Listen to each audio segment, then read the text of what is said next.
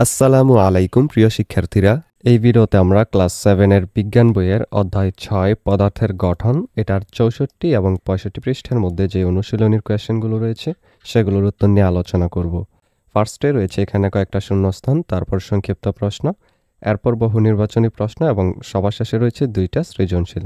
তাহলে চলো শূন্যস্থান পূরণটা আগে দেখে নেই। আমাদের আগের ভিডিওটি থেকে সাবস্ক্রাইব করেছে ইসরাত, থ্যাংক ইউ ইসরাত। আমাদের আগের ভিডিওটিতে সোহাগ কমেন্ট করেছে, অনেক সুন্দর হয়েছে, থ্যাংক ইউ সোহাগ। 1 নম্বর শূন্যস্থান হলো মৌলিক পদার্থ একটি মাত্র উপাদান দিয়ে তৈরি। 2 লবণ ও চিনি যৌগিক পদার্থ। 3 মৌলিক পদার্থের ক্ষুদ্রতম কণার নাম পরমাণু। 4 অণু হলো যৌগিক পদার্থের ক্ষুদ্রতম কণা। 5 পরমাণুর কেন্দ্রে নিউট্রন ও প্রোটন থাকে।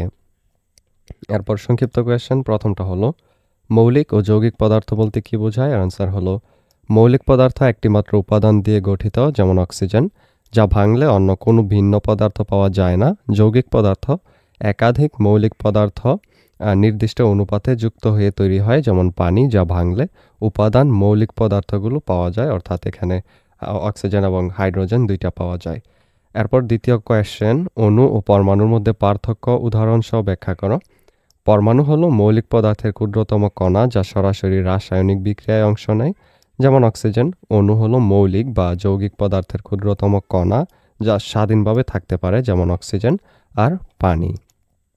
এরপর 3 নম্বর, ডাল্টনের পরমাণুবাদের মূল বক্তব্য কি? এর অ্যান্সার হলো ডাল্টনের মূল বক্তব্য হলো পরমাণু অবিভাজ্য, একই মৌলের সব পরমাণু একই রকম, ভিন্ন মৌলের পরমাণু ভিন্ন এবং রাসায়নিক বিক্রিয়ায় পরমাণু শুধু যুক্ত বা আলাদা হয়। এরপর 4 নম্বর কোয়েশ্চেন, পরমাণু ভেঙে কি কি কণা পাওয়া যায়? এরা পরমাণুর কোথায় অবস্থান করে? এর অ্যান্সারটা হলো পরমাণু ভেঙে ইলেকট্রন, প্রোটন ও নিউট্রন পাওয়া যায়। প্রোটন ও নিউট্রন থাকে কেন্দ্রে অর্থাৎ নিউক্লিয়াসে, আর ইলেকট্রন নিউক্লিয়াসের বাইরে ঘুরে।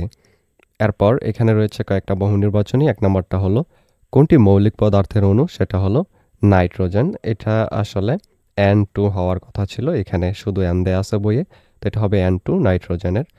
এরপর 2 নম্বরটা হলো উদ্দীপকের উপরের ছকে প্রতীক ও সংকেতের মাধ্যমে প্রকাশিত একই ধর্মের মৌল কোনগুলো?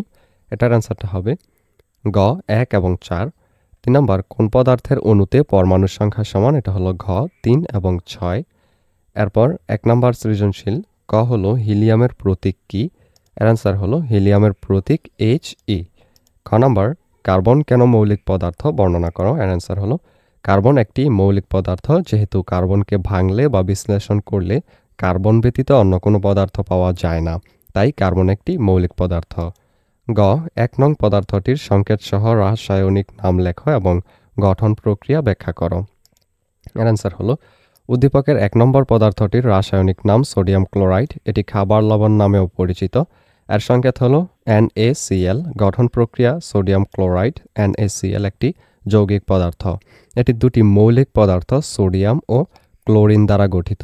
সংকেত থেকে দেখা যায় যে সোডিয়াম ক্লোরাইড যৌগটি একটি Na অর্থাৎ সোডিয়াম ও একটি ক্লোরিন পরমাণু দ্বারা গঠিত, অর্থাৎ সোডিয়াম ক্লোরাইডকে রাসায়নিকভাবে বিশ্লেষণ করলে একটি সোডিয়াম ও একটি ক্লোরিন পরমাণু পাওয়া যাবে। আবার বলা যায় যে একটি সোডিয়াম পরমাণু ও একটি ক্লোরিন পরমাণু মিলে একটি সোডিয়াম ক্লোরাইড অণু গঠন করে, অর্থাৎ সোডিয়াম ক্লোরাইডের একটি অণুতে মোট 2টি পরমাণু রয়েছে।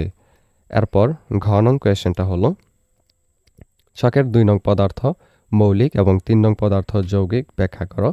এর অ্যান্সারটা হলো ছকের 2 নং পদার্থটি F2 বা ফ্লোরিন। ফ্লোরিন মৌলিক পদার্থ, কারণ ফ্লোরিনকে ভাঙলে বা বিশ্লেষণ করলে ফ্লোরিন ব্যতীত অন্য কোনো পদার্থ পাওয়া যায় না। আবার ছকের 3 নং পদার্থটি একটি কার্বন ও 2টি অক্সিজেন পরমাণু দ্বারা তৈরি একটি যৌগিক পদার্থ, কার্বন ডাই অক্সাইড। যৌগিকটিকে ভাঙলে বা বিশ্লেষণ করলে 2টি অক্সিজেন পরমাণু এবং একটি কার্বন পরমাণু পাওয়া যায়।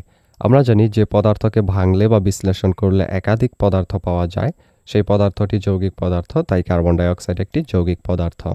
এরপর 2 নম্বর কোয়েশ্চেন, ক হলো পরমাণু কি? এর অ্যান্সারটা হলো পরমাণু হলো ইলেকট্রন, প্রোটন ও নিউট্রন দ্বারা গঠিত অতি ক্ষুদ্র কণা। খ অক্সিজেন এবং অক্সিজেন 2 বা O2 এর মধ্যে পার্থক্য কি? এর অ্যান্সার হলো ও হচ্ছে অক্সিজেনের একটি পরমাণু আর O2 হচ্ছে অক্সিজেনের একটি অণু যা দুটি পরমাণু সমন্বয়ে গঠিত।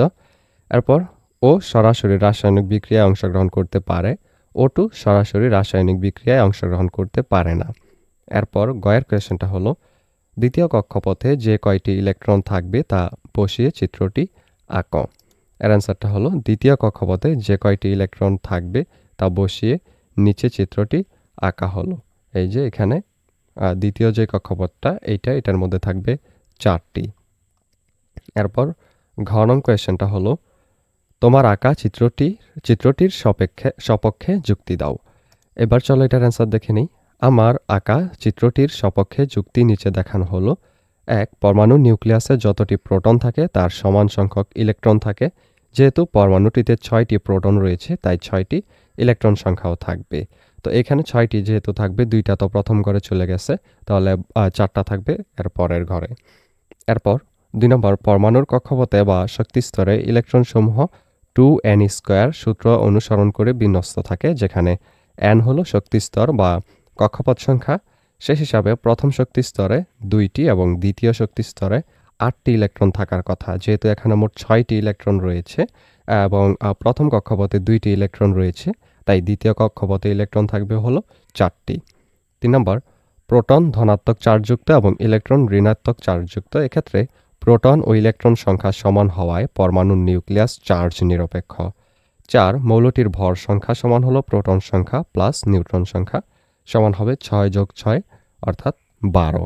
এই ভিডিওটি এই পর্যন্তই। পরবর্তী ভিডিওতে আমরা অধ্যায় 7 শক্তির ব্যবহার এটার 78 এবং 79 পৃষ্ঠার মধ্যে যে কোয়েশ্চেনগুলো রয়েছে সেগুলোর উত্তর নিয়ে আলোচনা করব। সেই ভিডিওটা পেতে হলে চ্যানেলটিকে সাবস্ক্রাইব করে রেখো।